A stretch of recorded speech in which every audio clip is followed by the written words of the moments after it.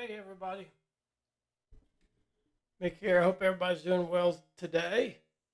So it's good to finally get one going here again. Um, you know, I'm doing the series on what we call antisocial disorders, the cluster B, and it was narcissism was the last one I did. We did that, but I was supposed to planning to do it on borderline to fit in with that series, but what's happened is I've had some questions, some emails. So I'm going to talk about evil today. Evil, and here, let me kind of get myself organized here. Get some of my notes up here, so I can stay on track a little bit. But so yeah, I'm going to talk about evil today. So yeah, like I said, I've got some emails, and they were commenting on the psychopathic, sociopathic uh, vlog that I did. And the comments were along the lines of, hey, Mick, you didn't mention the word evil one time. And, when describing those behaviors, and that's true, I tried to keep the vlog kind of centered around a more of psychological information and away from the philosophical. Because when we go down into that rabbit hole of philosophical discussion, it's easy to get lost and somewhat disoriented. I'm trying to get myself comfortable here. Uh, so instead of doing the next vlog on borderline personality disorder, uh, I've decided to discuss the ideas behind evil. Okay, uh, namely what is good and what is evil. Just just to explain a few things before we start here, and I think it's important. My theoretical orientation, okay, uh, for counseling and for psychology, namely my foundational theory that I use when working with others is what we call existential. Okay, basically what that is saying is I approach the therapist-client relationship, that interaction, from a broad scope of basically the vicissitudes in life, is how I approach it. We're born and eventually we die. But in between those polarities, life happens, okay? And what does life mean for the individual, I guess, is what we kind of the foundational for that. The good times, the bad times, the tragedies, the travesties, and the joyful, happy occurrences, and how those are perceived. Okay, of course, I use many other counseling theories, but my foundational approach in what all that I do is what is your meaning in life. Okay, so and that orientation has a lot to do with good and evil, you know. So that's what we're going to talk about today because I've had some questions on emails, about that. And so basically, what is evil? Okay. Now, that can be a hard answer. That can be a hard question to answer. Let's say someone comes up to you on the street, has a microphone, and they're conducting the survey, and they ask you what is evil. Well, what do you say? I think most would describe the human behavior of evil. Okay, so they wouldn't really define it. They would describe to them what the human behavior of evil look like. Basically, the human behavior of evil is a manifestation of what evil does and the source of that evil. Okay, so try to understand this. When we try to answer the question, what is evil, what we end up doing is we end up describing the human behavior and of that evil and what the manifestation, what comes out of that and what evil does and the source of that evil, which we tend to place back onto the individual. So I think on the street we would describe a person like Hitler, Pol Pot, Stalin, or another infamous individual, uh, and then those actions they took, and the outcome of those actions, like genocide, uh, harmful pollution to the environment, the use of nuclear, biological, chemical weapons, or other nefarious outcomes. And I think that's how we would approach evil in that way. But really, does that define evil? I mean, when you think about it, I think the best way to answer the question is not to say what evil is, but actually what it is not. Okay? So I think the best way to define evil is not to say what it is, but what it is not. Evil in its basic form and foundation is the absence of good. Okay? Evil in its basic form and foundation is the absence of good. Now, that may seem like a simplistic answer, and it paints a large and huge picture of evil, but what we're going to do, and what I'd like to do here is, in my notes, is to look back in history and see what the luminaries of that day had to say on that subject, okay? Now, we all need to understand that good is a subjective term, okay? What is good for one is not good to another person. And then there are customs and there are societal views of what is good and what is not. So, we could just go round and round in really trying to define both good and evil. Okay, we could get this circular sort of argument all over the place. Well, thankfully, way back in Hebrew history, and there's an account in the book of Genesis. The writer tells us what is both the definition of good and evil, believe it or not. I mean, the Bible is a great source of history. So, and a lot of people really don't understand that, but it's been vetted. It's the most vetted book in our history, okay? To really understand this concept, we have to turn to the experts in ancient Hebrew writing and allow them to interpret for us in today's vernacular what is exactly good and what is exactly evil. So this guy by the name of Jeff Benner, I always get his name wrong. I call him Brenner, but it's Jeff Benner, and a team from Texas A&M University. They're in Texas, College Station, I think. Yeah, College Station. Set out to translate the Hebrew writings in the book of Genesis. Well, actually, to date, they've translated the first 5 books of the Old Testament, and we call them the Pentateuch. In today's language, our current lexicon, if you will. In chapter 1 of Genesis, okay? In chapter 1 of Genesis, when you read the creation story, it's at the end of the 3rd period or the 3rd day, okay? And Elohim, which is God's power, God's spirit, says, well, he looks at the 3rd day and he says it's good. And that's what we have in our current Bibles.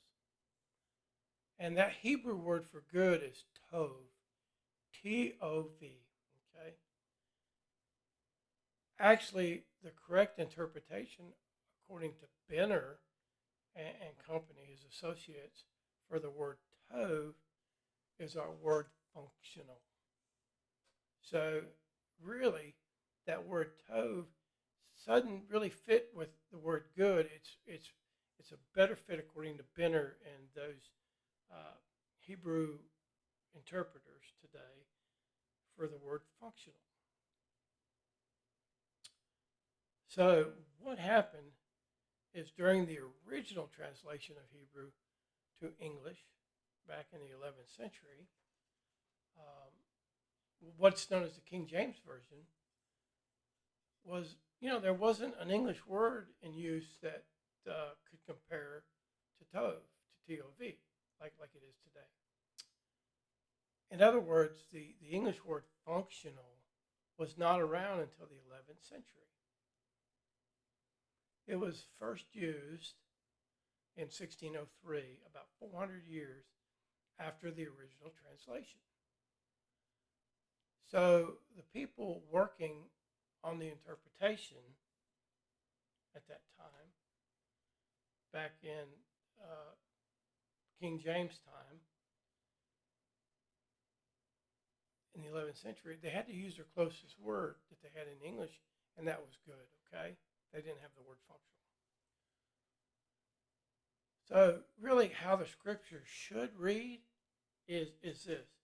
Um, and, and Elohim saw that it was functional, okay, instead of good. It should read, and Elohim saw that it was functional. Now, let's think about this, okay? Let's just slow down here and give us a little thought.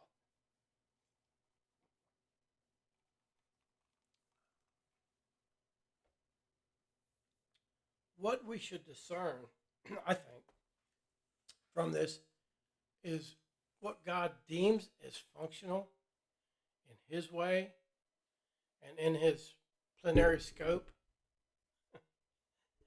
is good, okay?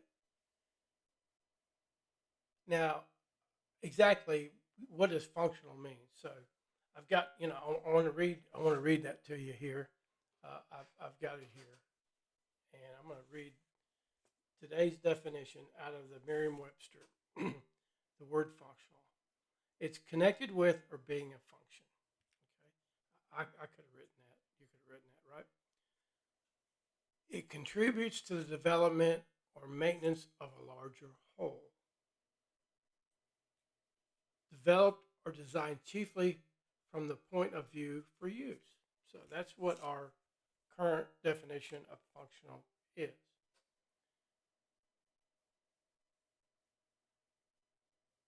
So that's good, functional. So what we'll do is we're going to come back to that later.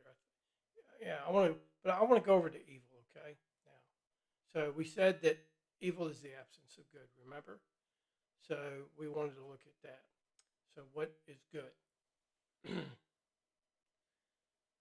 We can deduce from that that evil, in essence, is a dysfunction in that sense, okay? Or the absence of function. Now, it just so happens if one flips forward in the book of Genesis and goes to chapter 2, verse 17, the Hebrew word wara, W-A apostrophe R-A, wara, is used for the first time that I could tell to describe the tree known as the tree of good and evil. Okay? Because that's really where they talk about the first time that evil is mentioned is in that the tree of good and evil. So wara is actually the Hebrew word for dysfunction, believe it or not, is what Benner says. That it's better, that word good is tov, T-O-V. We want to make it functional for today's lexicon. And the word wara, W-A-R-A, is actually the English word for dysfunction. But then again, when we look back to King James, the word dysfunction was not in use in the 11th century. There's no such word. Actually, it wasn't until 1916 that the word dysfunction was used in the English vocabulary. So I think it's important now to go ahead and let's just define the word dysfunction or dysfunctional. So I've got it here. So dysfunctional. Now this is, I think, really important, more so than function, but we'll keep that in mind. Dysfunctional is impaired or abnormal functioning and or interaction with the intended purpose for the development, sustainment, or improvement of a unitary or singular entity. A unitary meaning a collective, right? Or a singular entity to compromise or to corrupt functional attributes. And what I wrote, I made a note after that. I said it's the loss of homeostatic balance. Okay, so dysfunctional is something that goes out of whack. It's out of balance, basically. So it's a loss of homeostatic operation. So I think the correct interpretation for our current lexicon, we can say this: it's no longer, we don't call it the tree of good and evil, but I think we could say it's the tree of function and dysfunction. Now, one may ask why this wording has not been changed over the course of time. I mean, we're looking since the 11th century, the 1200s, right? You know, 800 plus years, almost 900 years. Why hasn't this, been changed? Well, convention and tradition, okay? That's really important to us, important to the predictive sort of way, this traditional, conventional way has a lot to do with that. But, we get down into that. That's just a whole nother discussion concerning what we call biblical exegesis, okay? So let's get back to the discussion of good and evil. According to ancient Hebrew writers, good, I think we could say this, good, this is the ancient Hebrew writers, is God, good is equivalent, function is God intended function, and evil is the absence of basically God's will. Okay? Or evil is anti-God, I guess we can say that, right? And, that's what we see also in the New Testament, referring to a future evil as the Antichrist. So I hope that makes sense. I hope I'm explaining this okay.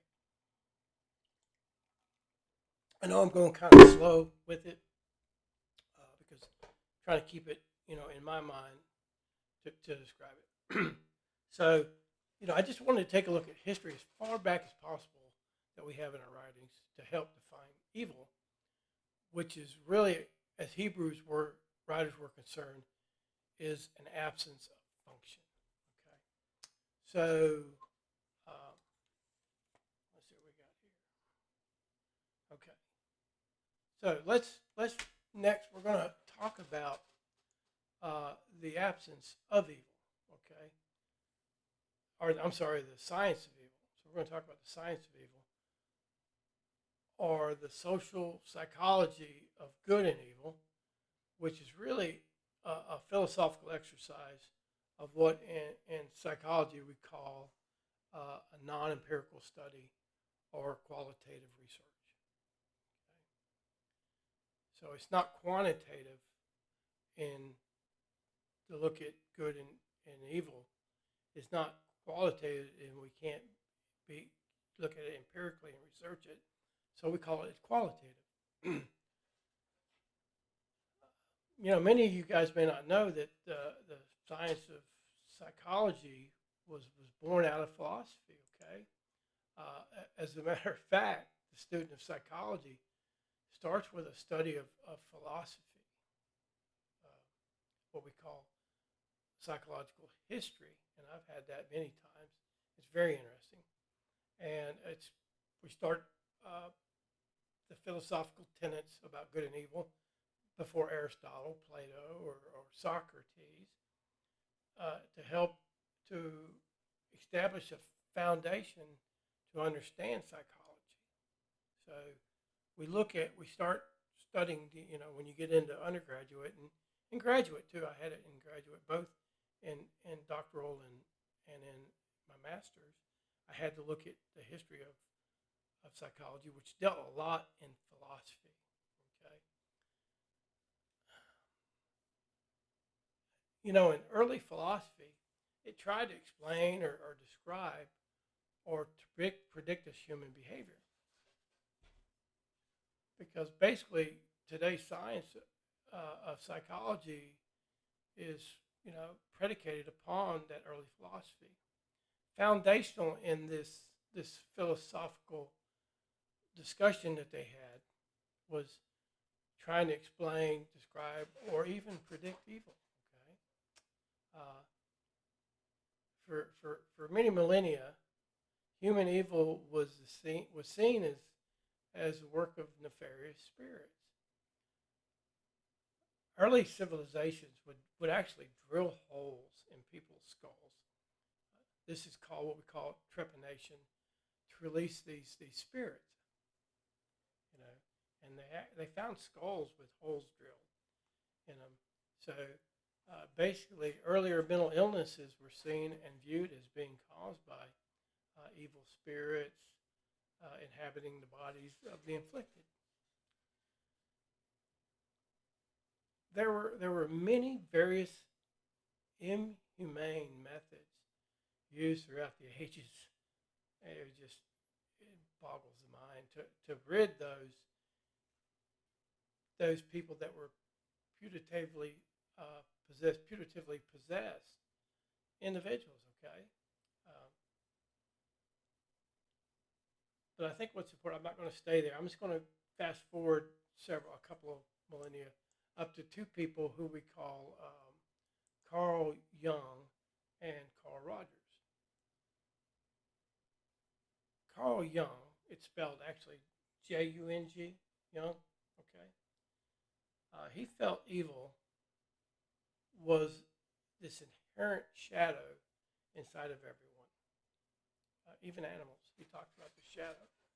It was basically considered the anti or alter personality of the good person residing in us all. Okay, so he felt we all started as good, but evil wasn't the person, but it was something, this spirit, the shadow inside of everybody. Now, his work is really interesting, and I enjoy reading it. I've got several books behind me about his theory on evil and the shadow. But it's interesting because what he did is he took this Freudian concepts and he ties it in with human spirituality. Now, you got to understand, back in those days, the Freudian days, the late 1800s, early 1900s, that was anathema for the psychoanalytic theory that was going on. Psychoanalytic theory is looking at the unconscious and those drives that happen unconsciously below our conscious awareness.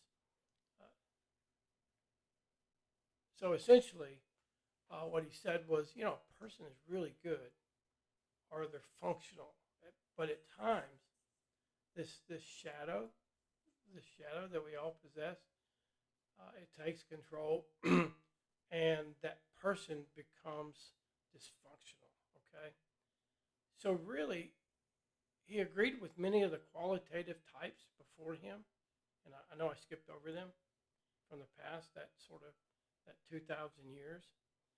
So a lot of agreement with them, and there's this energy or this power within us that's evil, and it's a real phenomenon. Now we get to Carl Rogers. Okay, so Carl Rogers, he's considered an existentialist. It's person oriented, what we say. So Carl Rogers comes along. It's in the 1950s, and he says, "Hey, not so fast." And this is really, really interesting, and I'm gonna kind of take my time here. He says, "Not so fast." He says, "Actually, evil does not really exist." Okay. Stay with me here. What evil is, remember, is an absence of good. So we we've already set that tenet up. It's the absence of good. So what he does is he gives us an analogy about light and dark. Okay? And physics up to that point, and it does today, proves that light is real and light has a function. Therefore, we could say it's functional, right? Contrary, darkness is the absence of light. Think about it. Total darkness is the absence of light, okay? So that makes it, vis-a-vis nothing. In essence, what we can say is darkness does not exist. It is a nothingness. Now, this is the philosophical approach to good and evil, and Carl Rogers is saying, hey, evil really doesn't exist. I don't think a lot of us would agree with that, and we'll kind of get to that here shortly. But, remember, darkness is the non-existence of light. So we can carry that a little further and say that dysfunction is actually the absence of function. So I'm not trying to confuse anybody here, and hopefully I'm not.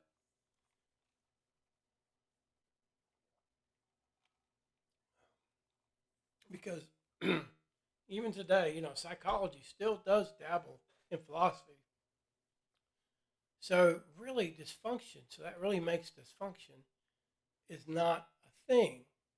Dysfunction is the absence of a thing, right? Which is function.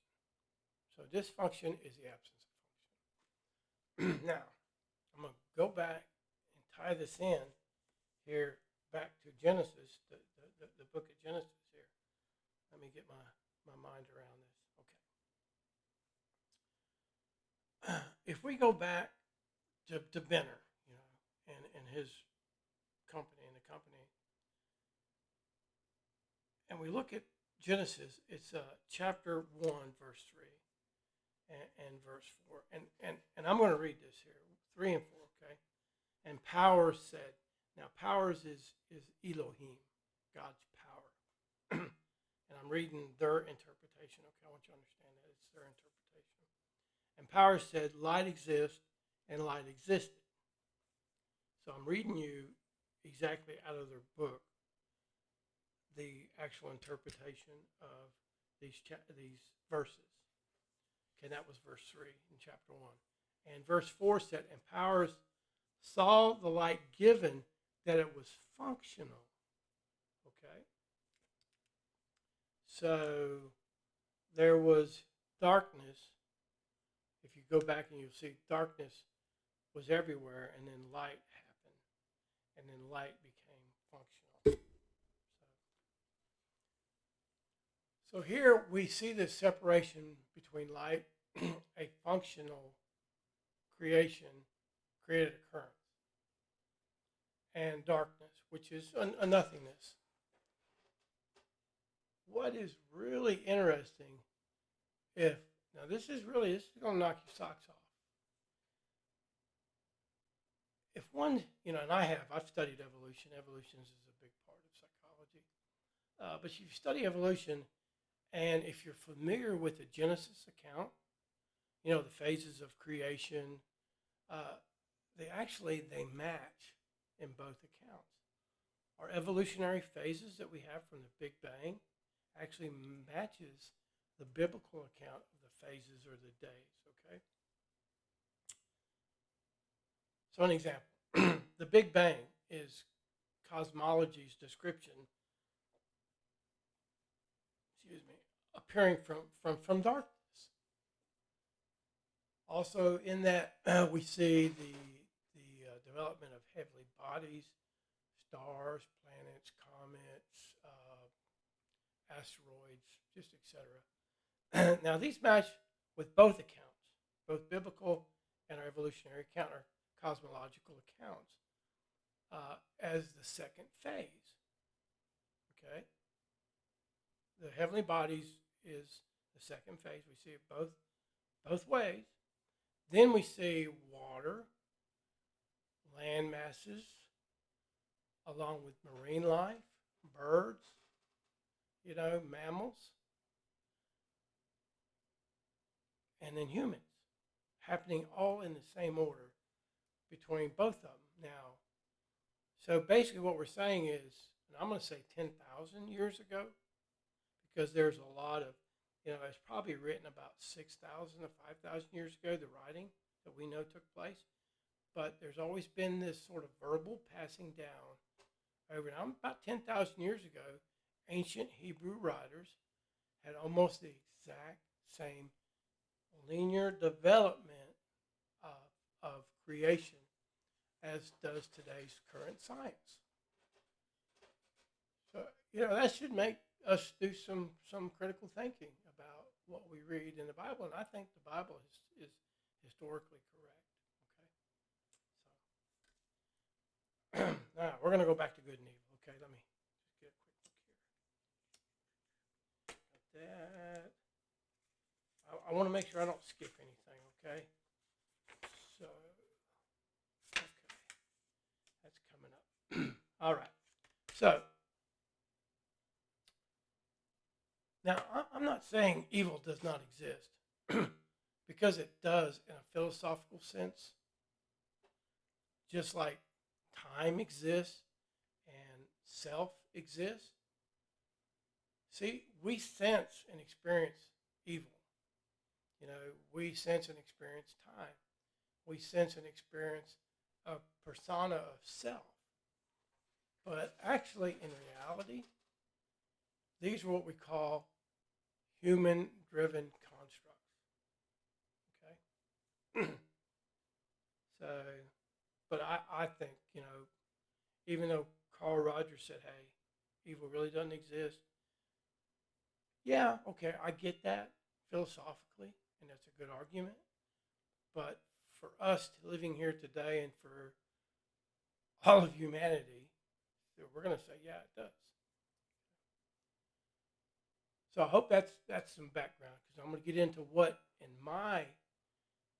I think what evil is, and I've got 6 things that I'm going to read here. So, and I think sometimes I'm a little repetitive, maybe, in what I'm going to say, what I've got listed here. But I think it's kind of, I think it's, maybe it's important to go over, okay? So, number 1, what is evil? All right. So, evil is common, is what I said. I just kind of made this one little statement here. It's an unoriginal, and it's common. It's unoriginal. It's this, what I call it, unnovel. It's not novel happening, meaning we could say it's quotidian or diurnal, meaning it's a daily occurrence, okay?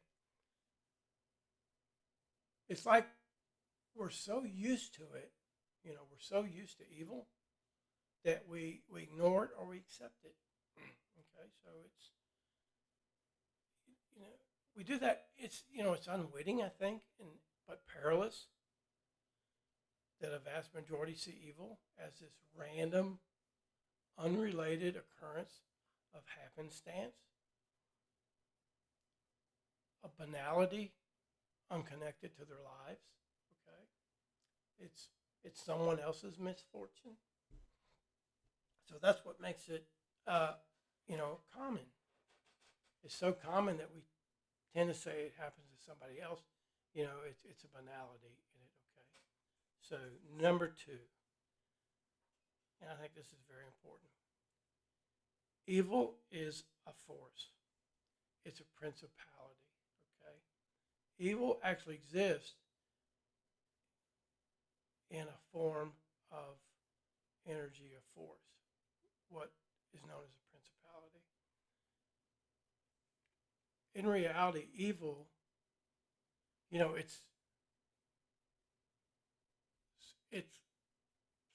this surreptitious and sinister force. When I say surreptitious, it's it's camouflaged, I guess. It's hidden. It's deceitful. It's a sinister force, and it's of collective origin. Okay, it's one, but there's a lot involved. It comes from a central source, and it goes out, and and it has this immemorial design and plan.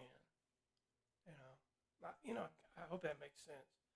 So, in that, so number three,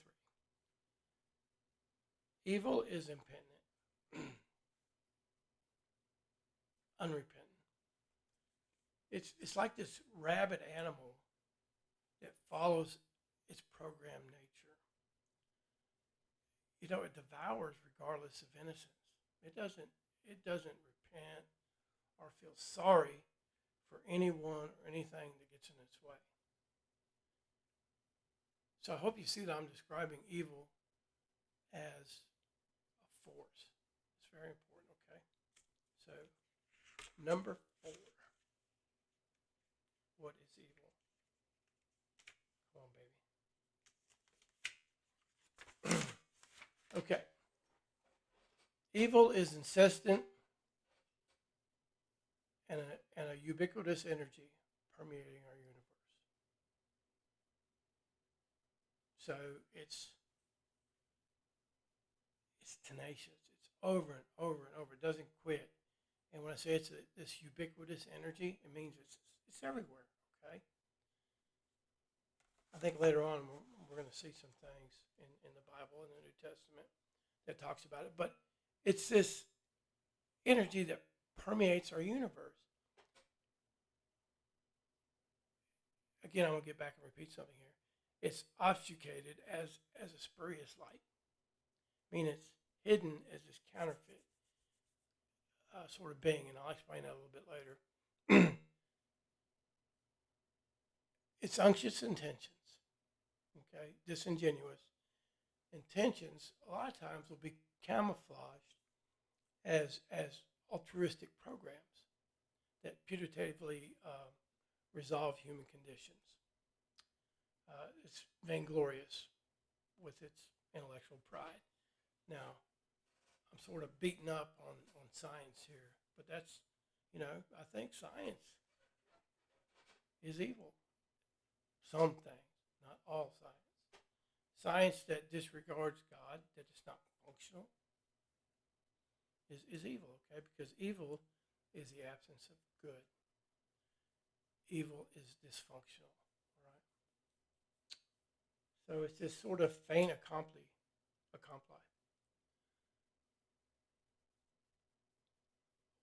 What I mean by this? Well, I tell you what.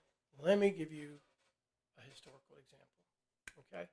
I think this will help explain what I'm trying to say here in this fourth bullet, that evil is sort of camouflaged as this spurious light, as something that looks good when actually it's not. Back in 1932, the CDC, yep, our CDC as of today, and I think it's called the Public Health Service.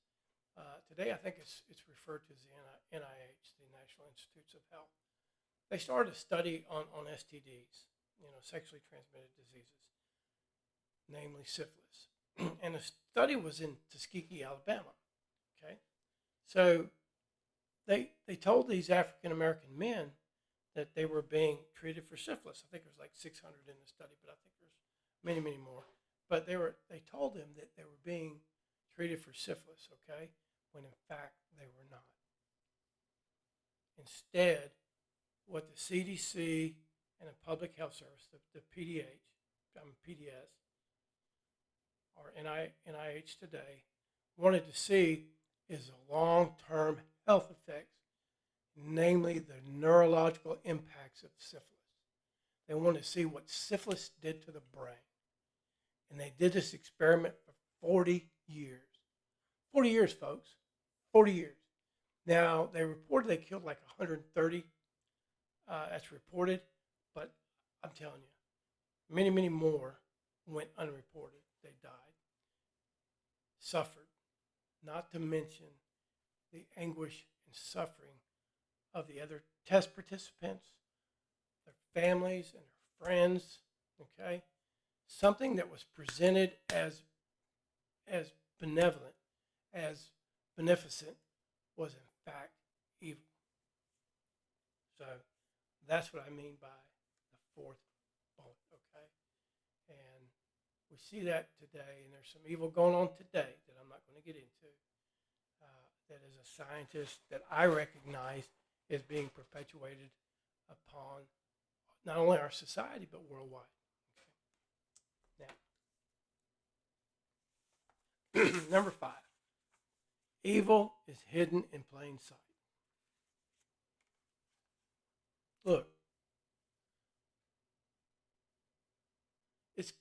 it's right here in front of us because it's so common that we choose to ignore it. It's the banality of life.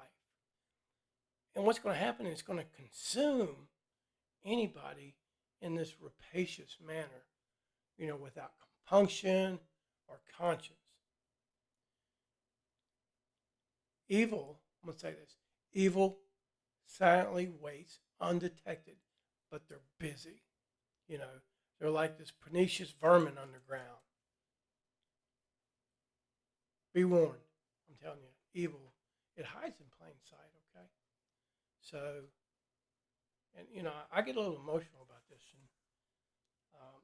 and I'm glad I was able to do this vlog. So, number 6, getting back, and this is a repeat, all right? Evil is a principality. It's a principality of darkness, and it never quits.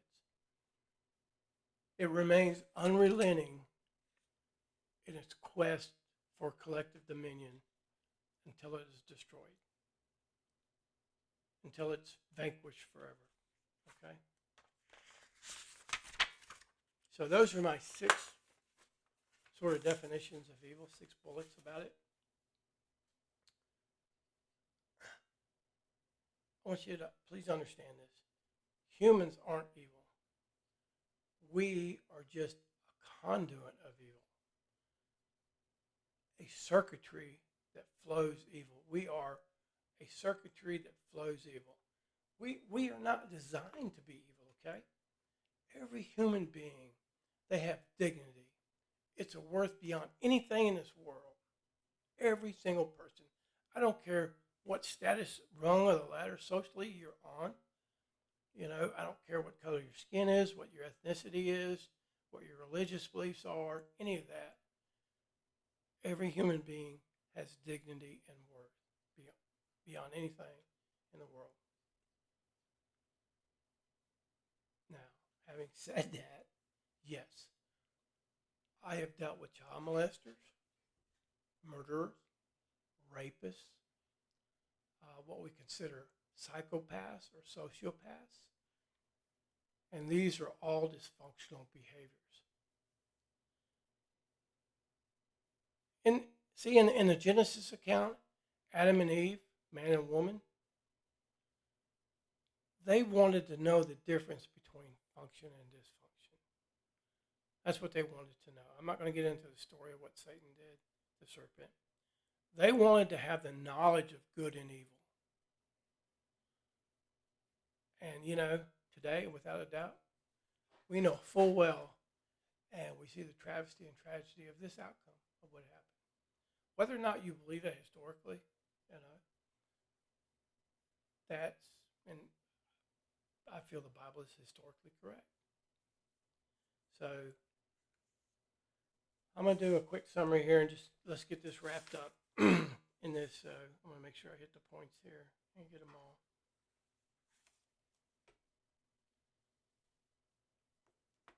Evil is dysfunctional, and it comes from a collective source which is anti-God.